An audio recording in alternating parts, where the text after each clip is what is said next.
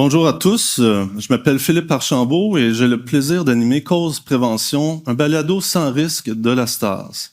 Dans ce balado, on va à la rencontre d'expertes et d'experts, de passionnés de la SST, de personnes engagées sur le terrain qui collaborent à améliorer leur milieu de travail. Au fond, l'objectif est de causer prévention pour la promouvoir et la faire rayonner. Aujourd'hui, on va parler d'interaction, d'interrelation.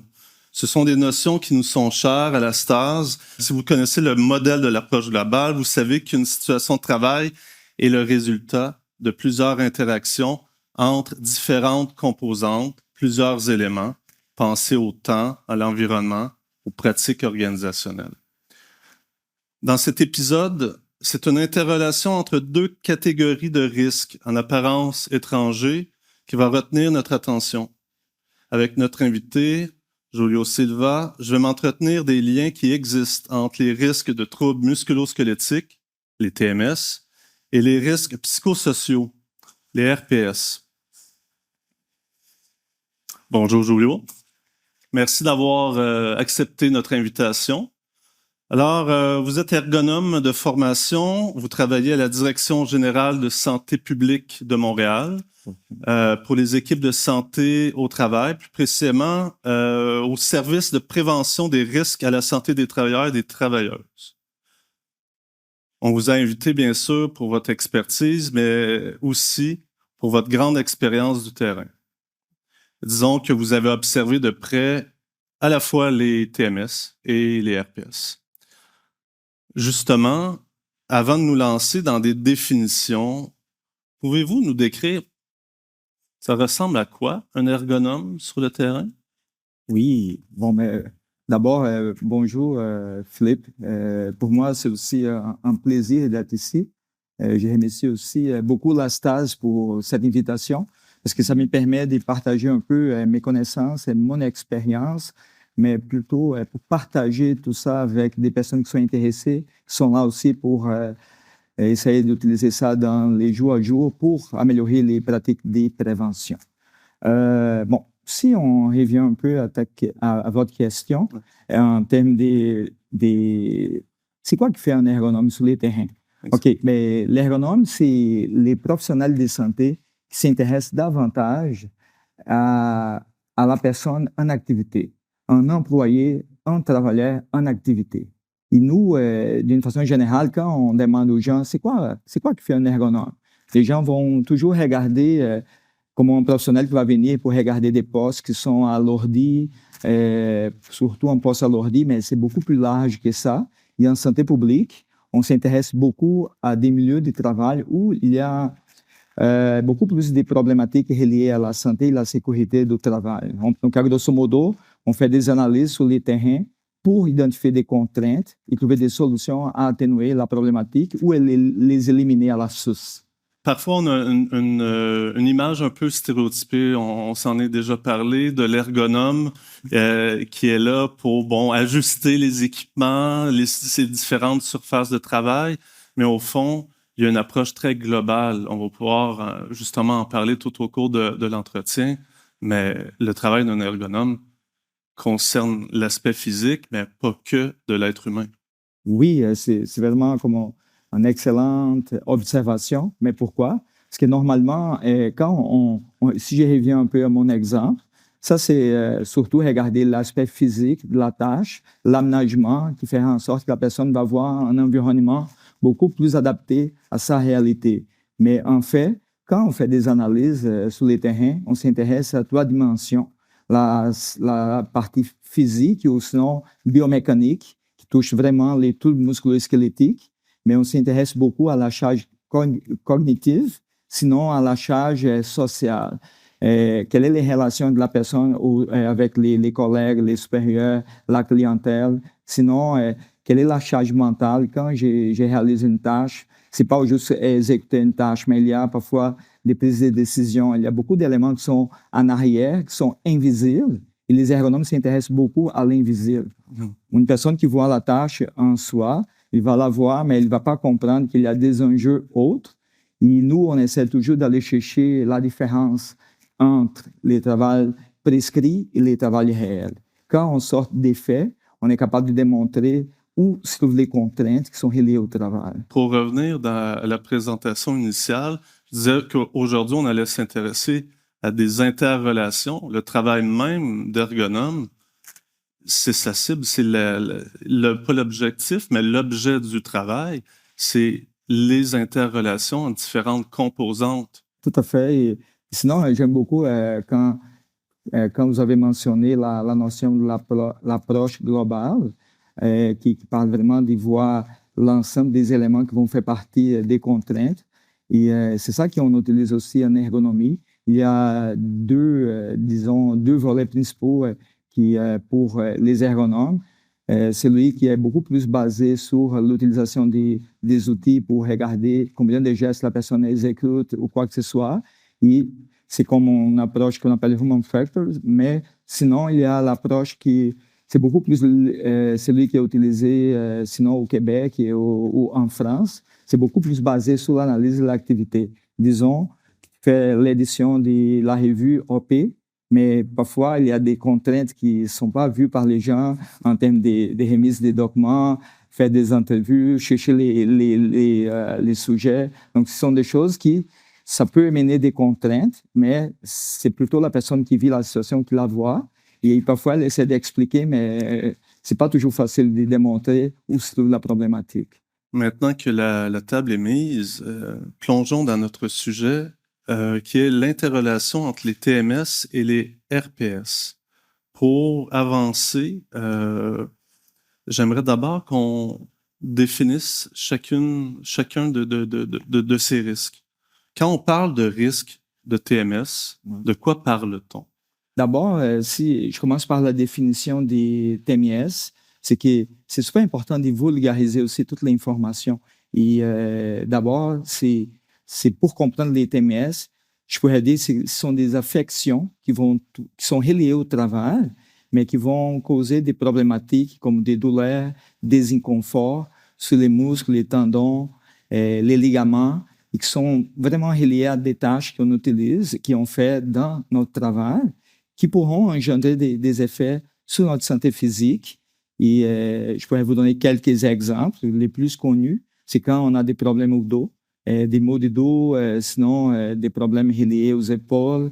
Ce sont les parties les plus touchées, c'est normalement les dos, et ça coûte cher pour une personne qui se blesse, pas juste en termes des coûts, mais en termes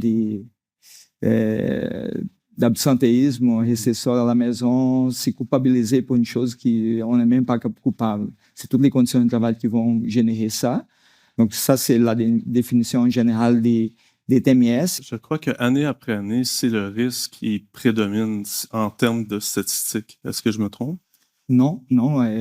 D'ailleurs, je trouve que la préoccupation de la STAS de cibler sur ces risques, c'est vraiment intéressant. Pourquoi? Parce que c'est la première cause des réclamations auprès de la CNE-SST, mais ce n'est pas tout le monde qui se plaint des problèmes des TMS. On vit encore tout un processus qui est en changement.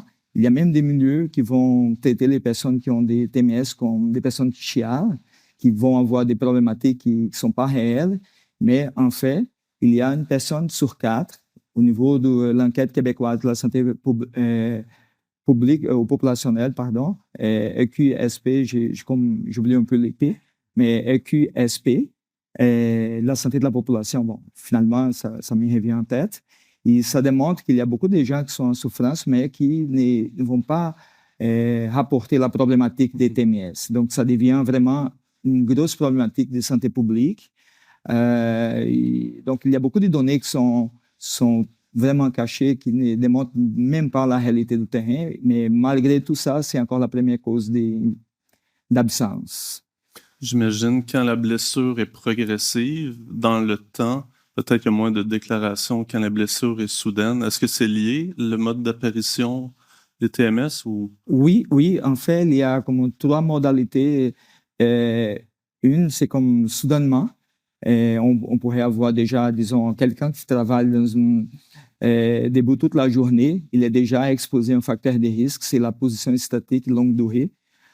Donc, il y a toute comme une fatigue qui commence à s'installer au niveau des jambes, au bas du dos, et on a une tendance de prendre ça comme moins important, mais c'est quand même un inconfort, une douleur qui apparaît.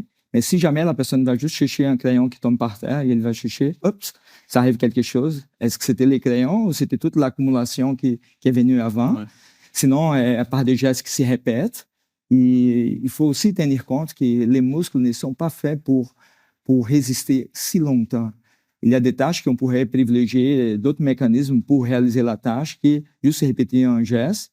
Et c'est pour ça que les ergonomes s'intéressent beaucoup au fait d'analyser la tâche et vérifier s'il y a une possibilité de mettre une valeur ajoutée pour que la personne puisse réaliser la tâche sans être exposé à un geste qui, à la longue, va déjà, qu'on est conscient qu'il va causer une blessure. Nous allons revenir là, sur les TMS, mais maintenant que cette portion-là de la relation est campée, maintenant, qu'est-ce qu'il y en est pour les RPS? Un peu la même chose, brève définition et quelques exemples. Et après, on explorera la relation comme telle. Parfait. Juste un petit détail que je n'ai pas mentionné. Quand on regarde une tâche, en termes de TMS, on s'intéresse aussi à des modulateurs. Les modulateurs, ce sont des éléments qui vont aider à identifier quelle est l'amplitude du risque ou l'ampleur du risque, en termes de durée, intensité et fréquence. C'est ce qu'on appelle DIF. Et s'il y a une combinaison de facteurs de risque, comme les efforts physiques, les travaux en répétition, sinon les postures contraignantes, ensemble, il y a plus de chances de développer ça. Quand on fait comme une petite migration maintenant pour les risques psychosociaux, OK? D'abord, c'est super important, même avant que je puisse donner la définition, j'en profite de l'occasion pour démystifier certaines choses. Quand on parle des risques psychosociaux, on ne parle pas de faire la psychologie au travail. Ça, c'est la première chose, le premier message que je vous laisse. C'est pas vraiment ça. C'est plutôt de comprendre que les risques psychosociaux sont des risques qui sont reliés à l'organisation du travail, qui sont reliés aux pratiques de gestion, aux conditions d'emploi et finalement aux relations sociales. Donc, si je suis, disons, exposé à tous ces facteurs de risque, il y a plus de chances que je puisse engendrer des effets néfastes sur ma santé physique et psychologique. Donc, la notion de psychologique, ça vient sous les effets, sous la détresse. Mais si l'organisation du travail est bien faite, il y a moins de chances que je puisse développer tous ces aspects. Donc, les pratiques de gestion sont toujours interliées au fait de prévenir l'apparition des problématiques de la santé physique et psychologique. Et plus on est exposé à des facteurs de risque des TMS et des RPS, donc là, on a un paquet d'éléments qui pourraient vraiment engendrer tous ces effets négatifs sur la santé. Avant d'aller sur cette relation, on pourrait parler des facteurs psychosociaux du travail et dire que, parfois, c'est des facteurs de protection lorsqu'il y a des bonnes pratiques, lorsqu'il y a des bonnes conditions, mais on va parler des RPS. Parce que je trouve qu'on parle souvent en prévention des RPS, mais on oublie que finalement, la notion est neutre au départ. C'est des facteurs. Le facteur peut être facteur de protection ou facteur de risque. À ce moment-là, quand on parle de facteur de risque, on va prendre le raccourci, on va dire que ce sont des risques. Est-ce que j'ai bien cerné? Oui. Et je trouve ça vraiment excellent que tu soulèves cet aspect. Parce que parfois, quand on voit des facteurs de risque psychosociaux, je viens de donner la définition, mais par la suite, on va sortir des indicateurs. Les indicateurs en soi ne sont pas juste des effets néfastes, mais il y a tous les aspects en termes des facteurs de protection. Quand on parle des indicateurs des RPS, on parle de la charge de travail, on parle de la reconnaissance, on parle du soutien du supérieur et des collègues, on parle de la communication et l'information. Sinon, on parle aussi de l'autonomie décisionnelle. Et tous ces éléments ensemble, s'ils sont bien gérés, s'il y a une bonne gestion de tous ces éléments, ils vont devenir vraiment comme des facteurs de protection. Dès qu'on commence à voir des manquements en termes de soutien, en termes de reconnaissance, en termes de surcharge, que c'est connu comme l'élément principal en termes de risques psychosociaux au travail, on va avoir plus de chances d'avoir tous ces effets néfastes. Donc, il faut miser sur les bonnes pratiques C'est quand même un gros changement pour plusieurs sociétés. En tant qu'ergonome, est-ce que ça fait longtemps que vous les considérez, ces risques-là? Parce que j'ai l'impression que oui, d'après la définition très globale donnée d'entrée de jeu, mais en termes de prévention, je j'ai pas l'impression que cette nomenclature-là est si vieille, entre guillemets, date de si longtemps. On sait que ça a été formalisé, entre autres, par l'INSPQ autour de 2016, mais en tant qu'ergonome, je reviens à ma question, est-ce que ça fait longtemps que ces risques-là sont dans la ligne de mire ou pris en considération dans le travail d'analyse? Oui, en fait, c'est qu'au niveau de l'ergonomie, dans notre formation, on s'intéresse beaucoup à les trois dimensions. Mais disons que quand on commence, si je prends l'exemple de la santé au travail dans la direction de santé publique, dans les équipes de santé au travail, dans les années 2010, je dirais qu'il y avait une intention de la table de concertation nationale en santé au travail de prioriser les TMS, parce que c'était comme on mentionnait tantôt, c'était une grosse problématique qui causait beaucoup d'absences et beaucoup de réclamations. Mais les ergonomes en soi sont formés pour identifier les trois dimensions. Donc, quand je regarde quelqu'un qui exécute une tâche pour aller chercher une palette, une boîte qui va palettiser et la palette est au sol, moi, je ne m'intéresse pas juste à la dimension physique. Je vois déjà qu'il y a comme une distance entre la prise et les dépôts, la prise en haut, les dépôts en bas, qui va déjà causer comme un effort important, des postures contenantes, la répétition. Mais si je m'intéresse à tous ces autres éléments, comme au niveau de l'organisation, c'est quoi qui fait en sorte que la personne n'a pas une table élévatrice qui pourrait faciliter la prise des dépôts et n'est pas fausser son dos en faisant les déplacements. Donc, nous, on s'intéresse à tous ces éléments. C'est juste qu'avec la loi et avec l'INSPQ, on commence à changer un peu les langages qui soient un peu plus interdisciplinaires. Et pas juste comme un agresseur d'intérêt de l'ergonomie. Faut que tous les milieux de travail soient conscients que c'est un risque présent, et pas juste les ergonomes dans les analyses, pour sortir du cadre des DTMS et élargir l'analyse pour que ça soit... Parce que quand on parle des RPS, parfois les gens vont se dire, mais Julio, c'est invisible, c'est difficile à identifier, mais ces facteurs de risque sont identifiables, mesurables et modifiables. Et ça me fait penser, tout à l'heure, vous avez dit, ben, pour les TMS, il y a même, on se dit, bon, un trouble musculo-squelettique, ça devrait être évident, il devrait avoir à chaque fois une déclaration. Et là, je pense, s'il y a une sous-déclaration du côté des TMS, on doit avoir un peu la même chose du côté des RPS. Est-ce qu'il y a ce phénomène-là analogue? Est-ce qu'on est capable de comptabiliser ou... D'abord, pour les TMS, oui, c'est déjà parfois difficile de comptabiliser ou d'avoir toutes les statistiques réelles du terrain. C'est pour ça qu'il y a une personne sur 4 qui vont déclarer des problématiques sur les TMS. En termes de RPS, c'est tout nouveau. Il y a encore beaucoup de méconnaissances dans le milieu de travail. D'ailleurs, on met beaucoup d'emphase à chaque visite qu'on fait.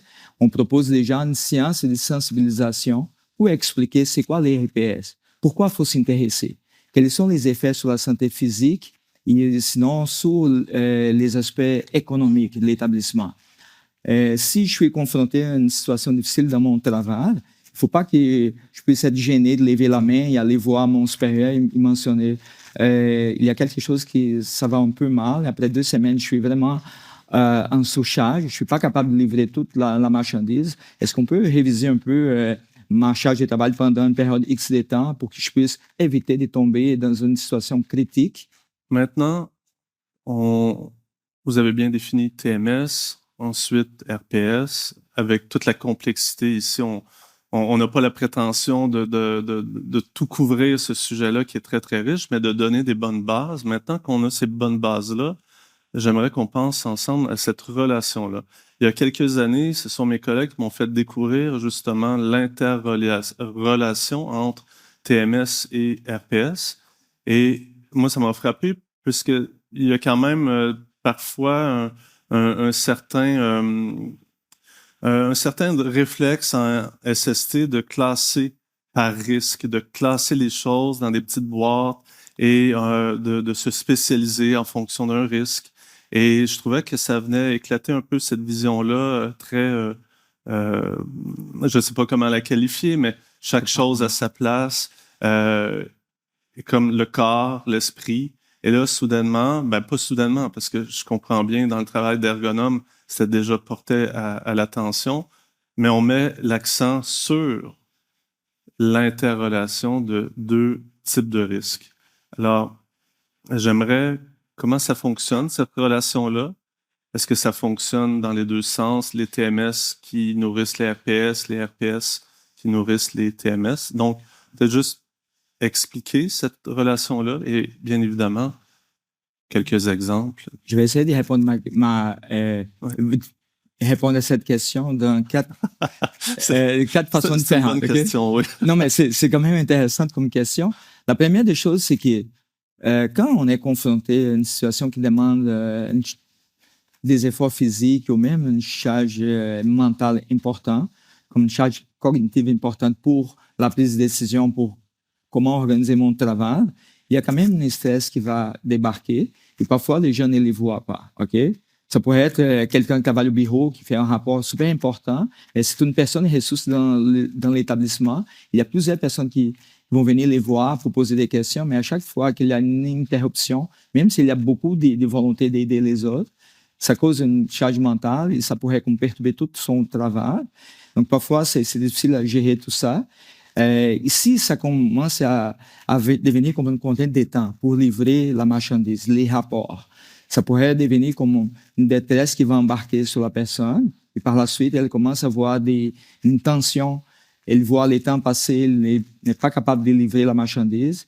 Et ça commence à venir avec une détresse. Si jamais il y a un petit problème qui arrive aussi à la maison, il ne faut pas oublier que les cerveaux, c'est toujours les mêmes, celui du travail, celui de la maison.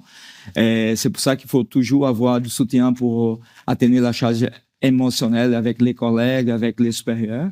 Donc, si cette détresse embarque, il y a plus de chances que cette personne puisse développer des contraintes, des douleurs au bas du dos, aux épaules, surtout les parties du corps qui sont déjà un peu affaiblies, qui ont déjà une petite historique. Et pourquoi? Parce que toute une tension, je ne vais pas parler de la physiologie, mais plus on a la tension, mais il y a des hormones qui vont embarquer, qui vont causer la vasoconstriction des veines et des artères. Donc, ça va comme créer toute une tension. Et les parties du corps qui vont être les plus exposées sont les premières qui on va voir la douleur. Okay? Donc ça, c'est la première partie de la réponse. La deuxième partie, c'est au niveau des statistiques qui commencent à séparer les choses. C'est super important de comprendre qu'à date, on n'a pas autant des possibilités de documenter les situations des RPS sans passer par les TMS, parce que c'est ces effets de la physiologie qui vont démontrer qu'on a une partie du corps. Donc, ça va être classé plutôt comme des TMS. Parfois, on ne connaît pas la raison. Mais quand on parle des statistiques des RPS, il faut tenir compte qu'on utilise beaucoup l'approche l'INSPQ, qui est basée sur l'analyse, sur les composants clés de l'activité de travail.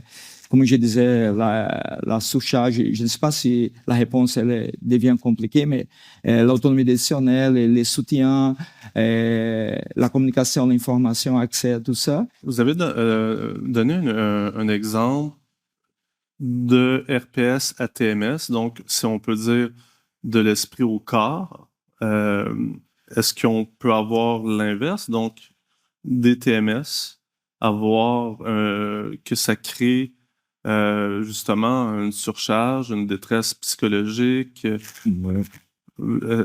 Puis là, j'en reviens à la question, est-ce bidirectionnel, cette relation? Oui, tout à fait. Si on prend comme exemple, je pourrais même utiliser un exemple de quelqu'un qui travaille dans les santé civile sociaux, quelqu'un qui travaille dans une cuisine, qui doit préparer plusieurs repas dans un CHSLD. Qu'est-ce qui va arriver? Ben, cette personne, il y a comme des contraintes en termes de temps, l'horaire qu'elle rentre, est-ce que son équipe est complète? Est-ce que par la suite, elle doit préparer des repas selon les menus? Mais il faut toujours respecter les allergies. Donc, il y a beaucoup de décisions qui sont prises par la personne qui est en charge. Mais en même temps, Si, admettons, elle va travailler avec des personnes, il y a quelques employés qui ne sont pas rentrés travailler, il y a, disons, 5 sur 7. Donc, il y aura comme toute une augmentation de la charge. Et si la personne a déjà comme une charge importante de travail qui va être ajoutée avec les déplacements des aliments, des sacs, avec la contrainte des temps, il faut livrer la marchandise.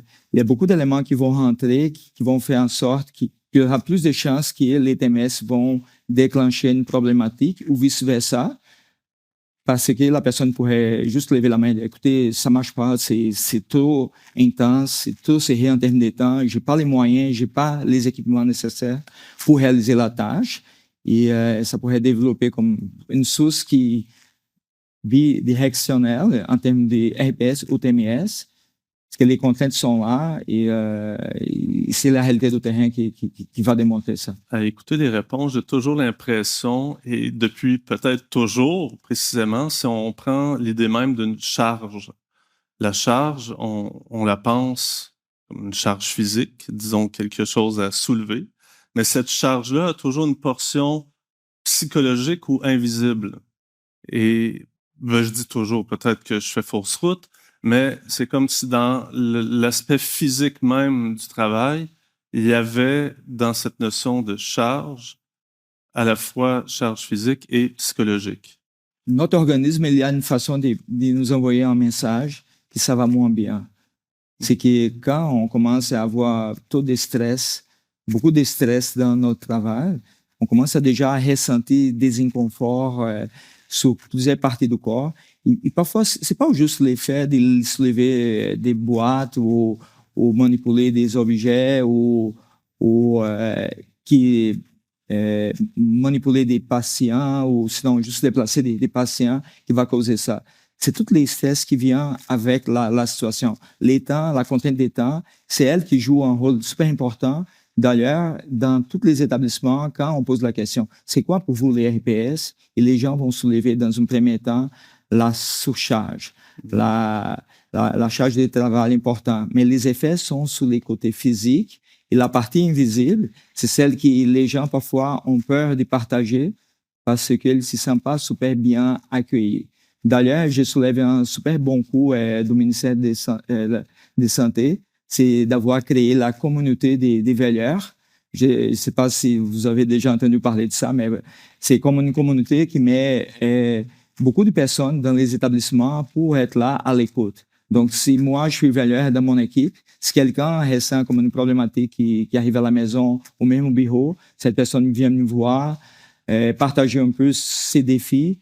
Et par la suite, on a l'impression que la personne sort du bureau un peu plus soulagée juste par le fait de s'y faire écouter. On a bien campé le type de relation, mais je me demandais maintenant, en tant qu'ergonome ou même en termes de prévention, sur un angle de prévention, c'est quoi le bénéfice ou l'avantage de prendre en charge, de considérer ces deux types de risques-là conjointement dans un travail d'analyse, dans un travail je pense aux organisations, je pense aux établissements, de faire cette démarche-là, mais conjointe et non pas identification des TMS, identification des RPS. J'adore ta question, Philippe, et ça me donne vraiment la possibilité d'expliquer qu'il faut s'intéresser davantage à l'organisation du travail. Il faut s'intéresser beaucoup à tout ce que les gens parlent sur le terrain.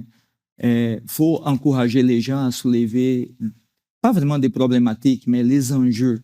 Pourquoi quels sont vos enjeux? Parce que si une personne qui travaille avec beaucoup d'enjeux, il ne les partage pas, les problématiques, à un moment donné, il va développer des TMS qui sont empirés par les risques psychosociaux, par le fait de ne pas se sentir écouté. Donc, c'est plutôt d'entendre les gens, parce qu'il y a toujours la différence entre le travail prescrit et le travail réel. Le travail prescrit, c'est tout qui vient avec les postes, toute la description des postes, mais il y a toute la tâche réelle qui va vraiment au-delà de tout ça. Mais les gens qui vivent des défis, parfois ne se sentent pas écoutés.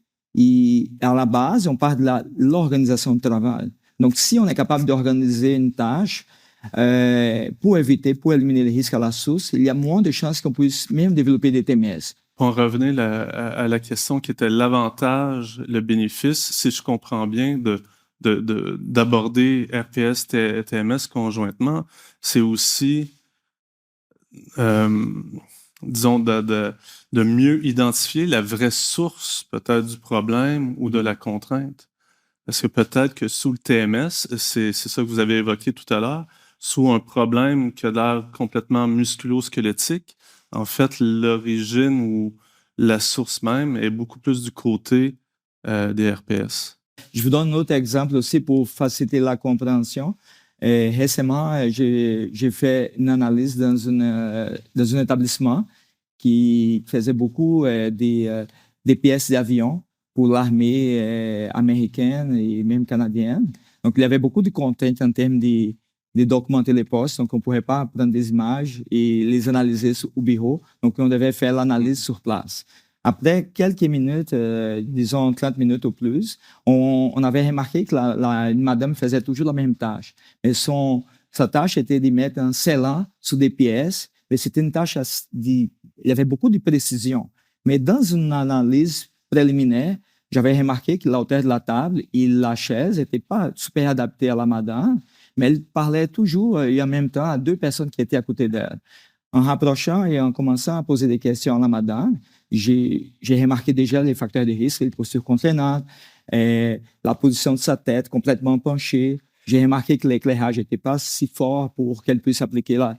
Mais je lui ai demandé, quand vous faites ce travail en soir, est-ce que, surtout un jeudi soir, un vendredi, est-ce que vous ressentez des douleurs au corps, au cou, au bas du dos? Et la madame, oui, je dois rencontrer quasiment chaque 15 jours mon chiro pour être capable de me sortir de ça. Mais en même temps que j'applique l'APS, je dois penser à l'amélioration continue, de bien faire le travail. Il y avait deux personnes qui étaient en formation en tout temps. Donc, ce n'est pas juste son travail. Il y avait le travail de deux autres personnes. Donc, sa charge mentale était tellement intense qu'après 2 minutes de conversation, la madame commence à pleurer et en me disant, une chance que vous avez remarqué à quel point c'est difficile mon travail.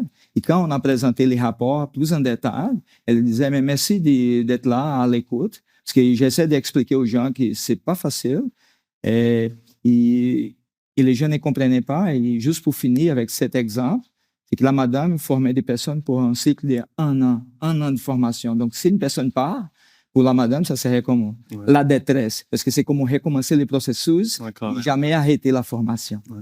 C'est un exemple très parlant et on évoque le travail d'analyse et ça me conduit à ma prochaine question qui était est-ce que ce sont les mêmes outils pour l'identification des risques de TMS ou de RPS? Est-ce que la démarche est commune? Est-ce qu'on procède, TMS, vous l'avez évoqué, par l'observation, mais j'imagine que justement, pour aller chercher la part d'invisible des RPS, on a d'autres outils en tant qu'ergonome ou en tant que personne qui veut identifier ces risques-là. Quelle est la méthode ou les outils? Dans les passés, on a développé avec un projet au niveau provincial, avec les réseaux de santé, un projet qu'on appelle TMS RPS.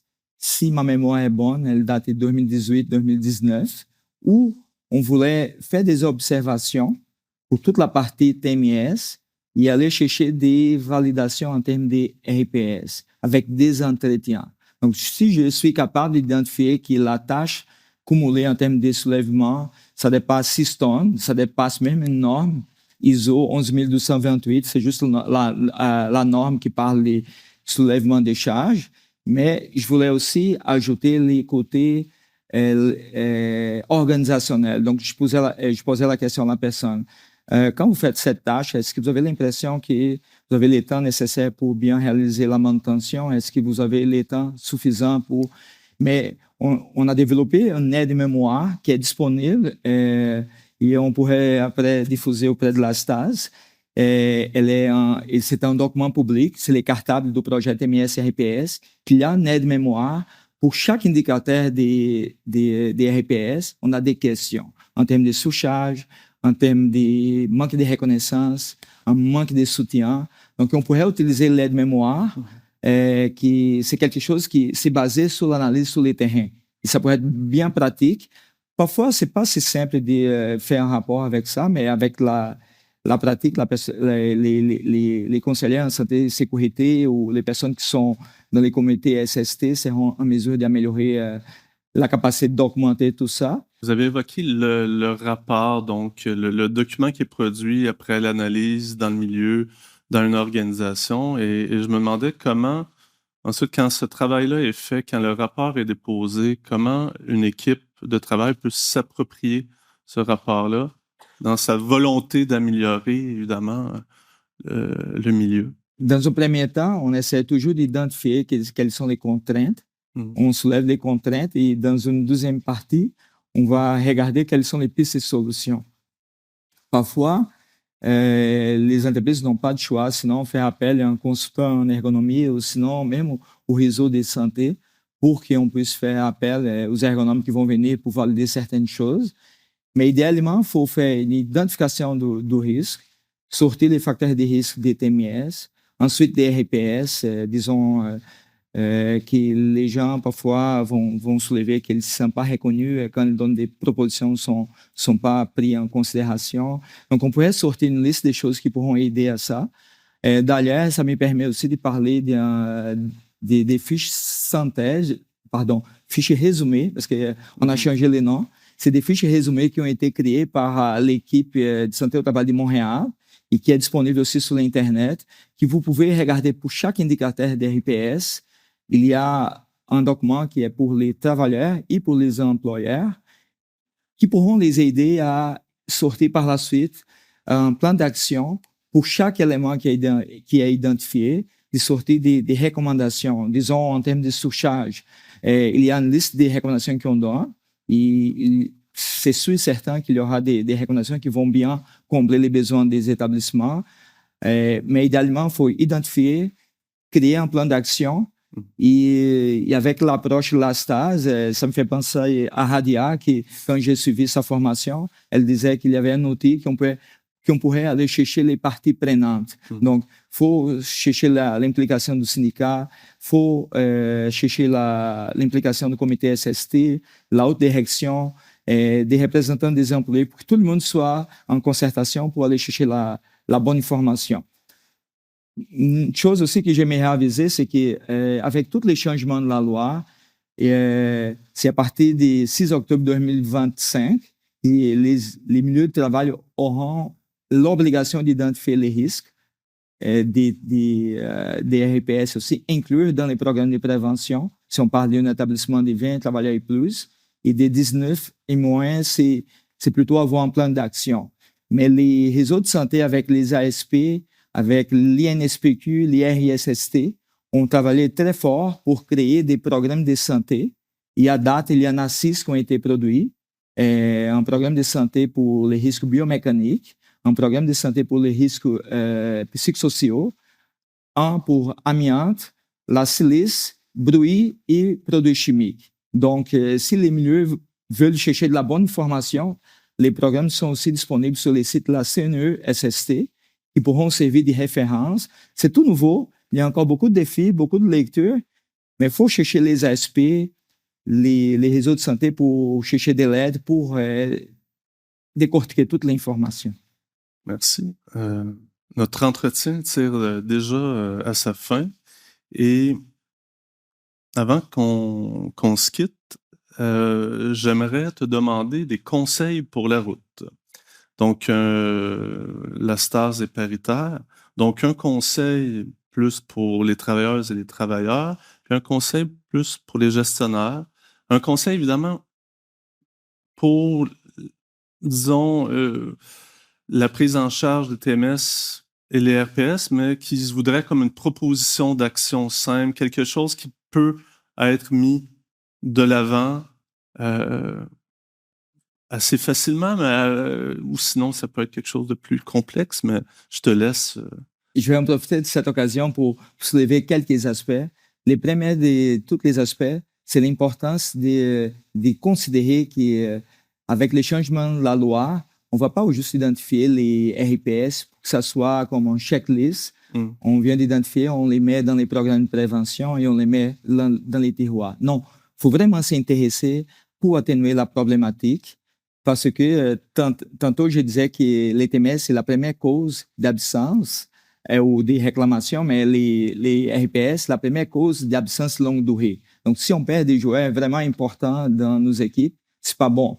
Il faut vraiment travailler, mettre des efforts pour garder les personnels en santé. Donc, c'est pas juste une obligation qui tient aussi du côté des employeurs.